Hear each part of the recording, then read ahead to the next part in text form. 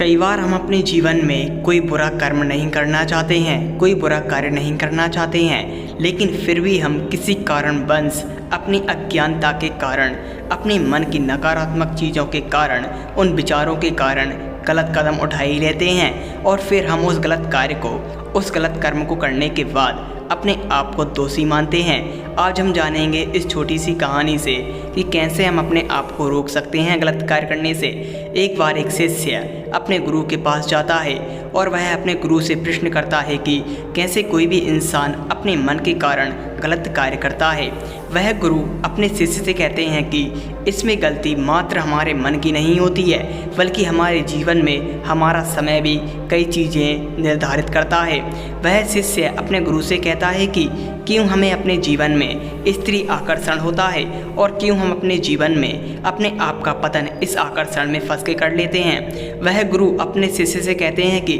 इसमें स्त्री का कोई दोष नहीं है, इसमें दोष तो तुम्हारे मन के विचारों का है जो तुम्हें नकारात्मकता में फंसा कर रखे हुए हैं, जो तुम्हें अपने आप को ही अपनी अज्ञानता से प्रकाश का मार्ग नहीं देखने दे रहे हैं। और फिर मात्र हम अपने मन को ही अपना दोषी मान रहे हैं, बल्कि तुम्हारा मन ही तुम्हारा दोषी नहीं है, बल्कि तुम्हारी भटकी हुई इंद्रियां भी तुम्हारी दोषी हैं और तुम स्वयं भी अपने गुनहगार हो। वह शिष्य अपने गुरु से प्रश्न करता है कि फिर कैसे हम अपने जीवन में अपनी इंद्रियों को अपने बस में कर सकते हैं और कैसे अपने आप को गलत कार्य करने से रोक सकते हैं। वह गुरु अपने शिष्य से कहते हैं कि जब भी तुम्हारे मन में गलत कार्य करने की इच्छा उत्पन्न हो, तुम हमेशा अपने जीवन में उसकी व्यर्थता को पहचान लो, क्योंकि अक्सर इंसान अपने जीवन में जब तक किसी कार्य की व्यर्थता को नहीं जानता है, वह हमेशा उस कार्य को अपने जीवन में महत्वपूर्ण समझता है, चाहे फिर वह व्यक्ति को जीवन में कितनी हानि क्यों ना पहुंचाए। लेकिन तुम अगर अपने जीवन में अपने आप को गलत कार्य करने से रोकना चाहते हो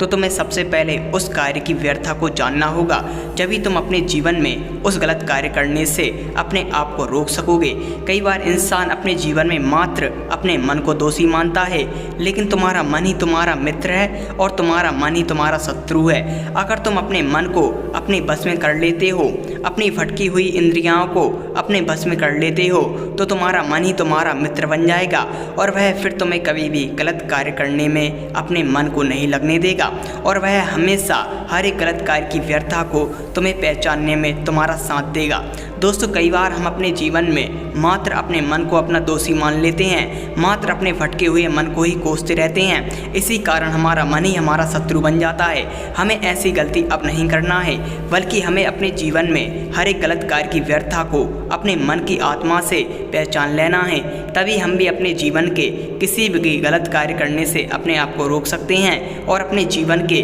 किसी भी लक्ष्य में आसानी से मान सफलता पा सकते हैं। अगर आपको यह वीडियो अच्छी लगी हो तो मुझे कमेंट में अपनी राय अवश्य लिखें।